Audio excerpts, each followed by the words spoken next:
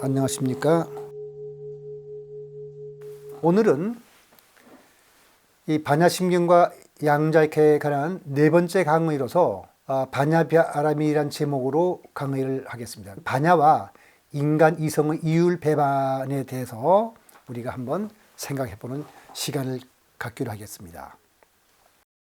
경전을 보면은 관자재 보살 행심 반야 바람일다시라 그랬는데, 한번 우리 이것저것 분별하고 하는 분별치가 어떤 문제를 불러일으키는지를 하기 위해서 우화를 하나 마련했습니다. 미영공 이야기인데, 옛날 어떤 마을에 아주 수염이 아름다운 영감님이 계시다는 말을 듣고 임금이 그 수염을 보고 싶어서 좀 불러서 만났어요. 만났더니 정말 그 영감님 수염이 근사하게 이루 말할 데 없어요.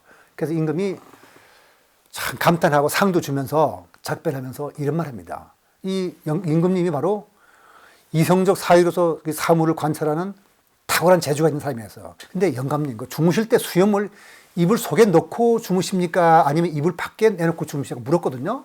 그 미영공이 그런 생각 없이 잤기 때문에 잘 모르겠는데 하고 집에 이제 왔어요. 왔는데 이제 갑자기 임금님이 생각이 나서 잘 때, 자, 내가 이제 오늘 이불 밖에다가 수염을 내놓는지 이불 안에 넣는지 봐야겠다고 생각하고 자기를 관찰하는 겁니다.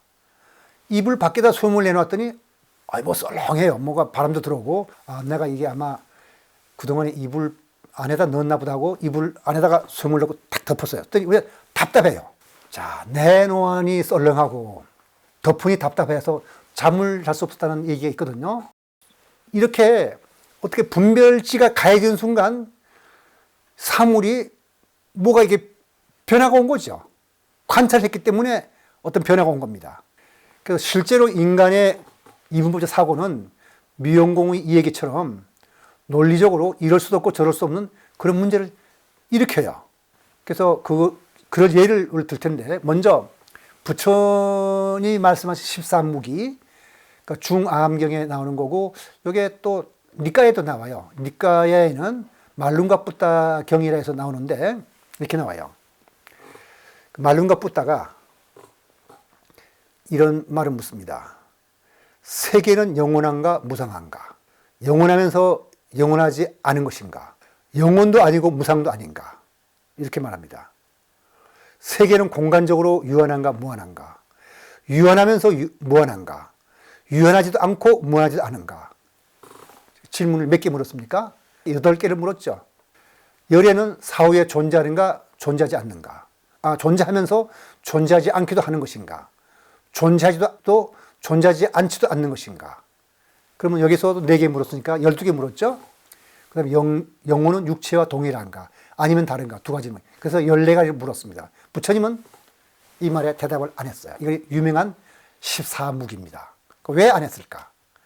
안 한 이유를 물론 대승불교인들은 나름대로 다 이해하고 또 설명해서 사구백비를 해가지고 일찌감치 벌써 1000몇백 년 전부터 이 문제에 대해서 말로는 설명할 수 없기 때문에 그딴 말 나오지만, 우리가 이해할 수 있는 명쾌한 방식으로 설명해 준 사람이 있습니다. 그게 칸트거든요. 순수 이성의 이율 배반. 이거는 순수 비판에 나오는 건데, 여기에 물론 제가 지금 설명드린 것은 3가지만 나오지만은, 칸트는 그거 말고도 더 4가지인가 돼요. 정리, 세시스가 뭐냐면은, 세계는 시간적인 시초와 공간적인 한계를 가지고 있다. 실제 순수 이성 비판에 나오는 것은 이렇게 2가지랍니다. 세계는 시간적인 시초를 가지고 있다. 또 딴 문제 하나가 공간적인 한계를 가지고 있다는 건데, 제가 그냥 둘을 붙여놓은 겁니다. 그래서 반정립은 뭐냐면, 세계는 시간적인 시초를 가지고 있지 않고 공간적인 한계를 가지고 있지도 않다. 그러니까 이것은 두 문제를 만들면은 이렇게 묻는 거죠. 세계는 시간적인 시초가 있는가 없는가? 그게 하나의 물음이고, 공간적인 한계가 있는가 없는가? 논리적으로 명쾌한 물음이잖아요. 근데 물질이 구성에 대해서는 마찬가지입니다. 세계의 복합적 실체는 단순한 부분들로 이루어져 있으며, 실제로 존재하는 것은 단순체거나 단순체로부터 합성된 것에 지나지 않는다. 원자론이죠. 그러니까 원자론보다도 여기서는 부분이 없는 걸로서는 우리 소립자를 말하자면 세상은 소립자로 구성되어 있는가 아닌가 이 말입니다. 간단하잖아요. 그러면 우리가 생각할 때는 이 두 가지가 다는 맞을 수 없고 둘 중에 하나는 맞아야 된다. 이런 결론을 내려야 되는데 그렇지 않다는 것이 칸트가 보여준 겁니다. 칸트 이율배반이라는 것이어서 정립과 반정립 중 어느 것을 택해도 모순이 생긴다는 것을 논증했습니다. 그게 칸트의 순수이성 이율배반인데 둘 중 어느 하나가 옳은 것도 아니에요. 그 배중률에 의하면 어떤 명제와 그것의 부정 가운데 하나는 반드시 참여해야 되는데 칸트는 배중률이 성립하지 않는 명제가 있음을 보여준 것이죠. 바로 여기에서 부처님과 칸트가 같은 결론을 얻었던 모양이죠. 왜냐하면 부처님은 이런 말을 물었을 때 대답을 안 했어요. 그러니까 실제하는 세계는 사실 논리 법칙과는 상관이 없어요. 그러니까 논리 법칙이라는 말이 우리 사회 법칙인데 논증을 위해서 시간과 공간의 유한 또는 무한을 말하거나 또는 물질의 복합세계나 단순체와 같은 이분법적인 사고에서 나온 개념이 진리와 무관하다면 논증 자체가 무관한 거죠.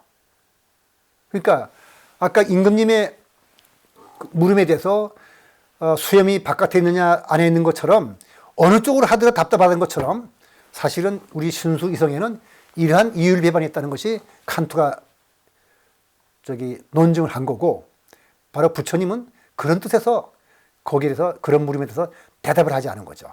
그러니까 부처님은 우리 순수 이성의 이율배반을 아셨던 모양이죠. 양자의 과학을 창시자 중에 한 사람이 하이젠버그가 이런 말입니다.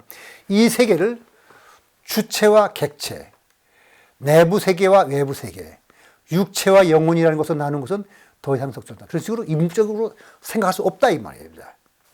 양자의 과학을 설명하는 또 딴 사람은 주커브라는 사람인데 이 사람은 춤추는 인물이라는 책에서 이런 말합니다. 인간의 일상적 생활에서 작용하는 개념들, 소위 위치, 속도, 빛깔, 크기 이런 등을 표현할 때 사용하는 개념들을 소립자에게 적용하려고 하면 불확실하고 문제가 생겨요. 우리가 일상적 경험 세계에서는 그런 개념들을 소립자의 세계에 적용하다면 이것도 아니고 저것도 아닌 그런 것이 생긴다는 뜻입니다.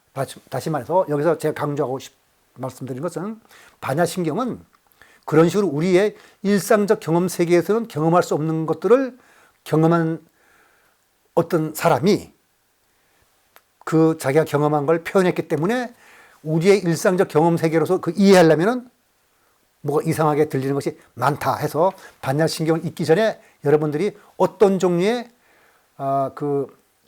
각오랄까 아니면 준비를 하라는 뜻에서 이런 걸 제가 말씀드리는 겁니다. 그러니까 경험의 중요성, 불교는 이성적 사유의 추론이 아니라 체험을 중시합니다. 체험을 해서 그걸 내가 이것이 옳구나 하고 경험을 해야 된다는 뜻입니다.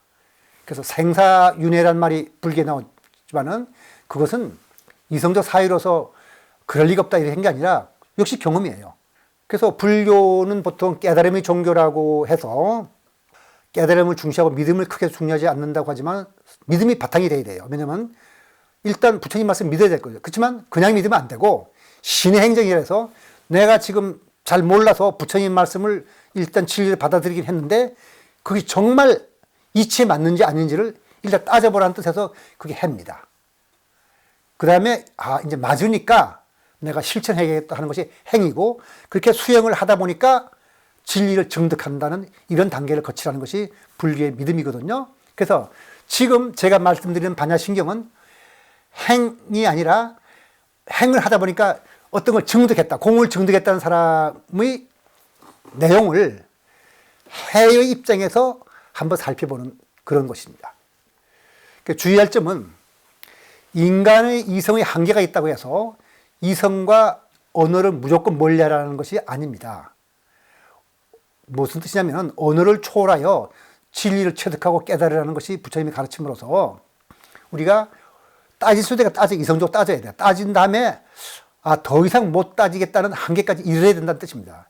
사실 부처님이 그렇게 했어요. 부처님은 바로 분별의 대가거든요. 그러니까 언어로 표현할 것은 하고 이성으로 판단할 것은 끝까지 한 후 그 한계를 깨달은 다음에 이 이성을 초월해서 뭐가 있으려 할까? 그런 깨침을 얻으라는 것이어서 제가 소동파 얘기를 하겠습니다. 소동파가 옥성사에 있는 승호선사라는 어떤 스님을 만났더니 소동파가 그 당시에 자사였거든. 그러니까 자사라면 우리나라는 도지사 같은 사람이니까 높은 사람이잖아요.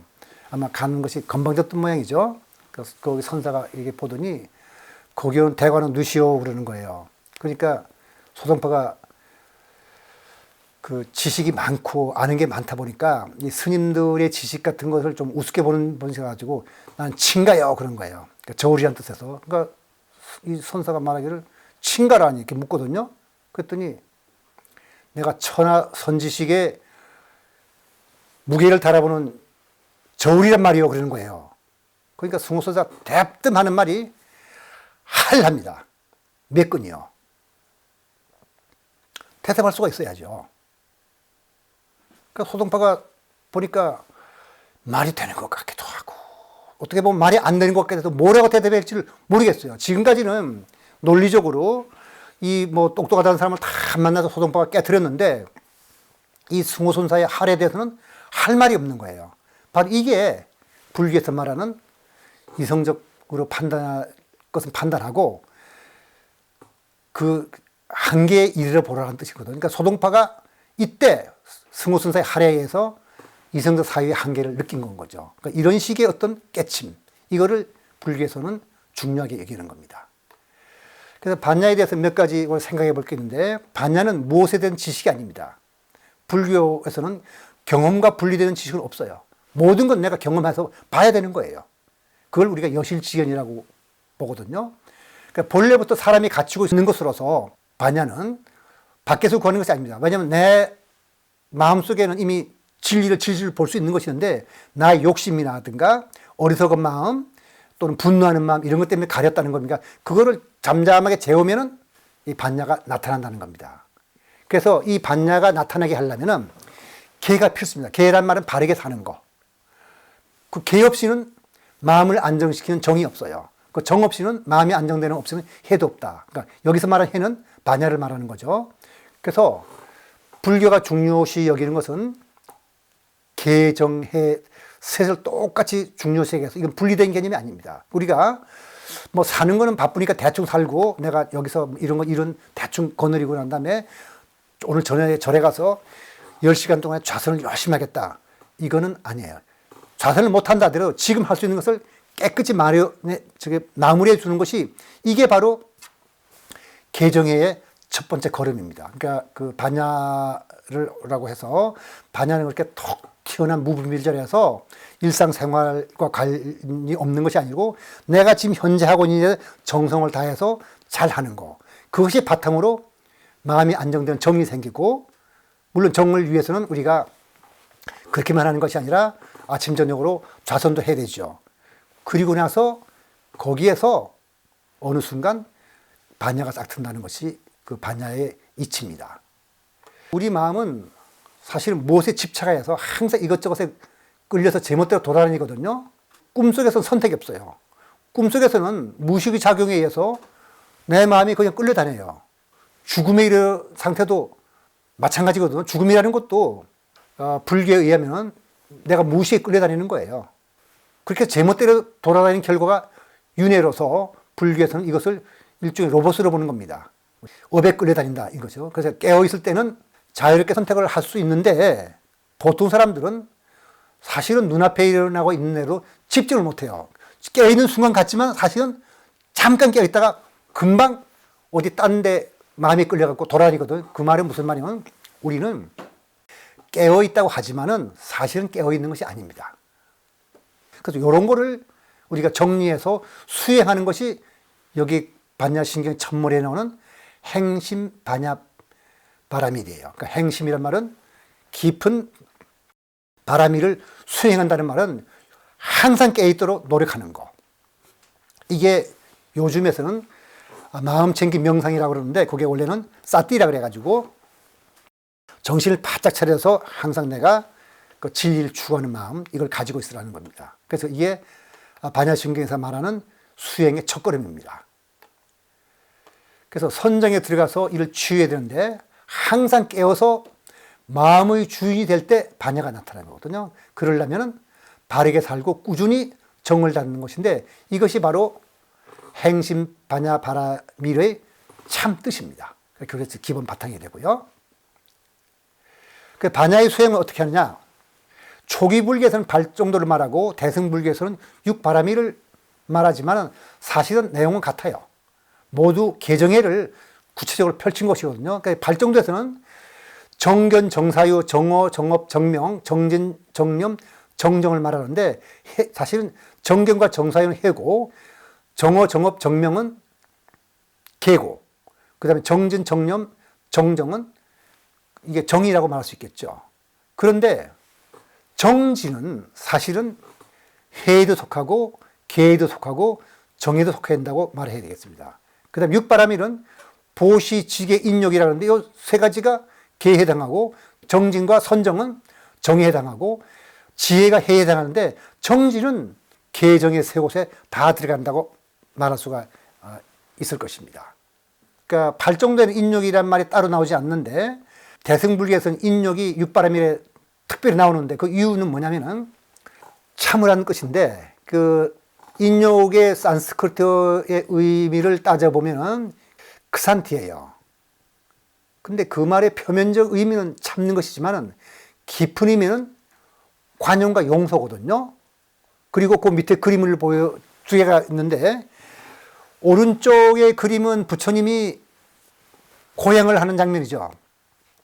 이것은 수행을 위해서 끝까지 참는 것을 말하는 거라면 왼쪽 그림은 저도 이런 걸 관찰을 많이 한 적이 있는데 어떤 식물의 씨가 떨어져 있는 곳에 아스팔트로 포장을 했어요. 근데 그 씨앗이 아스팔트를 뚫고 나오는 겁니다. 인욕이란 건 참고 기다리다가 꾸준히 노력한다는 뜻이 또 이 속에 들어있는 것이죠.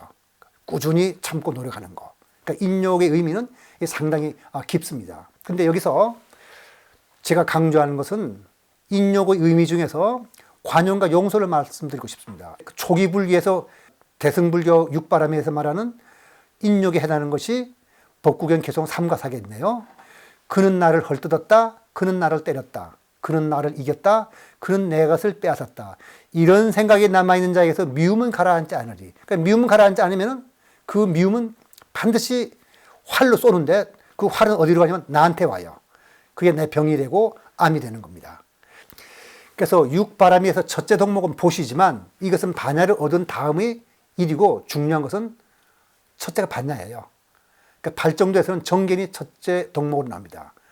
그래서 그 부처님이 말씀하신 걸로서 잡암경 747경에 이런 말이 나오죠. 해 뜨기 전에 밝음이 비치듯이 괴로움이 사라지면 정견이 나타나고 이 정견이 정사유 내지 정종을 일으키며 정정이 일어남으로써 마음의 해탈이 있게 된다. 그러니까 반야가 중요하다. 조견 오온 개공이란 건 뭐냐? 반야로 비춰보니까 오온이 다 공하다. 이걸 알아냈다는 거거든요. 다시 말해서 여실지견의 지혜를 나타내는 말이 조견 오온 개공입니다. 그래서 선수행은 이제 우리가 반야를 기르는데 굉장히 중요한 수행법 중에 하나인데 그 수행법은 한두 가지가 아닙니다. 제가 알기로서 미얀마의 윗바사나만 하더라도 어떤 한 분의 또 제자들 사이에 분파가 벌어나가지고 20가지나 된다 그러거든요. 그러니까 그 수행법은 너무 많아서 우리가 어떤 걸 따라야 될지 잘 모를 거예요. 근데 그럴 거 없어요. 처음에는 가나손도 해보고 사마타와 이파사나도 해보고 티베트 관장법도 해보는 건 괜찮습니다. 근데 몇 번 하다가는 그 중에 제일 자기한테 맞다고 생각할 수 있으면 이제는 다른 거에 눈도 돌리지 말고 자기한테 맞는 것을 하나를 하면 돼요. 윗바사나 하는 사람들은 윗바사나를 열심히 하고 가나선을 할 수 있는 사람은 가나선을 열심히 하고 티베트의 관상법을 하는 사람은 열심히 하면 됩니다. 그래서 문제는 한 가지를 택해서 꾸준히 수행하는 것이 중요합니다. 불교의 선에는 소위 사띠라고 해서 정념과 알아차림이 필수입니다. 석가모니 부처님은 요가의 선이 바른 수행이 아니라고 봤는데 요가에서 부처님이 배운 선정을 우리가 사마디라고 그러는데 그 선정에는 사띠가 없었기 때문에 그래요. 사띠는 뭐냐면은 마음 챙김이라고 번역해갖고 미국에서 보통 심리요법으로 널리 행해가지고 여기에 조금 원래 뜻과 달라지긴 했지만은 원래 뜻대로 하면은 판단과 선택을 멈추고 딱 조용히 대상을 그냥 바라보는 겁니다. 내 마음속에서 뭐가 부불 끓으면은 내 왜 마음이 이렇게 끓지 이걸 좀 가라앉히겠네 그런 생각도 하지 말랍니다. 내 마음이 지금 부글부글 끓는구나 하고 보고만 있으라는 뜻입니다. 그리고 그걸 알아차리는 거, 이것이 우리 불교 선회의 핵심입니다. 그래서 이와 같은 수행을 통해서 본 사물의 실상이 바로 공과 중도. 그렇게 하다 보니까 내 마음이 완전히 가라앉고 보니까 공과 중도인데, 중도에 관해서는 앞으로 자세히 설명하겠지만 중도에서 말하는 불의 원리는 이성적 사유로는 도달할 수 없어요. 이해할 수 없어요. 그렇잖아요. 존재, 비존재를 떠나 중도를 취한다는 말을 어떻게 이해할 수 있겠습니까? 이거는 반드시 반야를 통해서 바라봐야 되는데, 불행인지 다행인지 모르지만은 우리가 체험 없이도 그런 게 있구나 하는 것이 이걸 우리가 이해할 수 있는데, 그게 바로 양자역학이에요. 양자역학을 여러분 듣다 보면은 그래, 중도라는 것이 있을 수 있겠다, 이런 생각을 아마 하게 될 거라고 봅니다. 그런데 한 가지 이런 걸 우리가 물어볼 수 있겠네요. 21세기의 주도적 지식인 과학은 그리스 철학을 바탕으로 발전한 것이거든요. 그러면 과학과 그리스 철학은 굉장히 밀접한 관계가 있는 거잖아요. 그리고 반야를 통해 알아낸 불교적 진리는 그러면 과학적으로 어떤 평가를 받을까 한번 생각해 봅시다. 왜냐하면 그 반야를 통해 낸 과학적 진리는 존재, 비존재를 떠난 중도를 말하니까 이건 적어도 그리스 철학자들이 볼 때는 말이 안 되잖아요. 그러면 과연 과학이 이걸 받아들일 수 있을까? 답부터 말씀드리죠. 고전역학이었다면, 고전물리학이었다면 받아들일 수 없어요. 존재, 비존재를 떠난 중도는 틀렸어요. 이성적 사회에 맞지도 않고 논리에도 맞지도 않으니까. 그런데 신기하게도 그 그리스 철학을 바탕으로 발전한 과학이 끝까지 파고들다 보니까 양자역학이라는 걸 알아내면서부터 거기에 들여다 보니까 존재, 비존재를 떠난 중도가 이게 사실일 수 있겠구나 하는 데까지 이르렀습니다. 그러니까 제가 아까도 말씀드렸지만 이성적 사유라는 것은 무조건 무시하는 것이 아니고, 이성적 사유는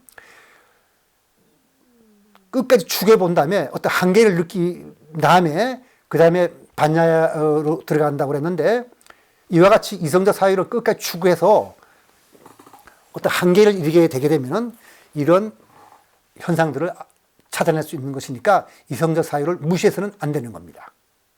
그래서 이제 강의를 이 4강을 마칠 때가 돼서 지금까지 그 말씀드린 걸 정리를 한번 하겠습니다. 과학과 불교의 어떤 차이가 있냐는 것을 살펴보려 하는데, 불교에서는 수행이 무조건 필수입니다. 진리를 찾는 것과 수행은 떨어질 수 없어요. 그리고 자비하고 지혜는 따라오는 거고요. 언뜻 생각할 때는 내가 진리를 찾는 것과 자비롭게 행동하는 것에 무슨 상관이 있는가 싶긴 한데, 불교에서는 그렇게 안 봐요. 자비와 지혜는 따라와요. 참된 지혜는 반드시 자비가 따라오고, 참된 자비에는 지혜가 따라오고, 자비와 지혜는 둘로 나눌 수 있는 것이 아니고, 그 다음에 반야를 눈이 떠진 사람은 그 있는 것에 체험을 하는 겁니다. 그리고 그 불교적 수행법 중에 하나는 자기를 관하는 것이 반드시 그 필수 따라다니는 거고요. 그래서 육군이 청정할 때, 육군이 청정하단 말은 탐심도 줄어들고 썩내는 마음 같은 것도 없어져서 마음이 안정될 때, 그때 비로소 사물의 참모습, 즉 공과 중도가 보인다고 하는 것이 불교적 그 수행자들이 하는 말인데, 과학은 크게 다르죠. 우선 수행과는 관계가 없어요. 또 자비라는 것은 과학적 지혜에 상관도 없습니다. 그러니까 자비 없지 않고 아주 빡빡하고 성질이 못되고 그냥 수행이 하나도 안 된 사람도 과학자가 될 수 있다는 뜻입니다. 그 다음에 과학적 지혜는 분별지거든요. 그러니까 관찰자가 관찰 대상을 그 관찰함으로써 일단 주와 객이 분리가 되는 거예요. 그 다음에 하나가 과학적 진리는 바뀌어요. 과학이 발달하다 보면 또 새로운 현상을 나타나면은 또 새로운 과학이 나오죠. 그런 차이가 있고, 과학은 마음 수행이라는 것은 따로 필요 없어요. 그러니까 진리는 마음과 상관없어요. 그냥 이성적 사유만 잘하면 되는 거지. 그 다음에 객관적인 관찰이 중요해서 관찰을 통해서 고전적 과학을만 놓고 본다면 중도의 원리를 이해할 수 없어요. 그런데 관찰을 끝까지 하다 보니까 양자역학 같은 신기한 현상을 발견하면서 중도의 원리를 이해할 수 있는 단계까지 이르게 됩니다. 이런 차이가 있다는 걸 우리가 알고서 반야심경을 이제 읽어 나가시면 되겠습니다. 그래서 이 강의의 제1부는 주로 반야신경의 구체적인 내용보다는 반야신경이 무엇이고 그 속에 들어있는 진리가 어떤 걸 상징한다는 뜻에서 소위 반야신경을 읽는 준비 단계라고 볼 수 있겠습니다. 그래서 다음 강의에서는 조견, 오온, 개공, 도, 일체고액의 이해를 위해서 고의 본질이 뭔지에 대해서 살펴볼 겁니다. 그리고 이제 이런 준비를 한 다음에 조견, 오온, 개공, 도, 일체고액의 뜻을 이해하기 위해서 반야신경의 어떤 본격적인 강의가 시작이 되겠죠. 네, 오늘 강의는 여기서 마치도록 하겠습니다.